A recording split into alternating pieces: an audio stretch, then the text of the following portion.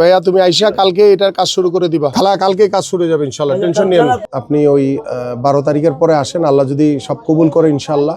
Hello মুসলিম ক্যাম্পে আয়। আইসা ওই যে বেচুর সাথে দেখা করে ওই যে একটা চাচির একটা ঘর ঠিক করে দেওয়ার কথা ছিল, তুই তো বনে ভুলে গেছিস। হ্যাঁ হ্যাঁ, এটা এটা কালকে থেকে এটার এখানে কাজ করবি। ঠিক আছে, ওকে ওকে ভাইয়া তুমি আইসা কালকে এটার কাজ শুরু করে দিবা। ঠিক আছে, ওকে ওকে ওকে, আল্লাহ হাফিজ। খালা কালকে কাজ শুরু যাবে ইনশাআল্লাহ, টেনশন নিয়েন না। অসুবিধা নেই খালা, আল্লাহ আল্লাহ ভালো রাখুক। এইভাবে মানুষ বসবাস করে। হ্যাঁ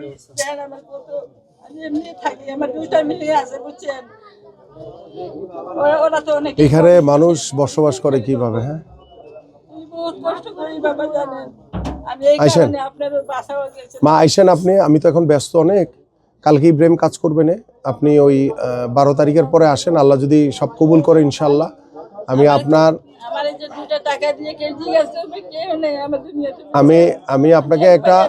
আমি আপনাকে একটা মাসিক খরচের ব্যবস্থা করে দিব, আপনার যাতে ঠিক মতো চলতে পারে। ওইটার সমস্যা নাই, ওইটা দিয়ে তো হবে না। আপনি আইসেন, আপনি এই যে বেচুরে তো চিনেন।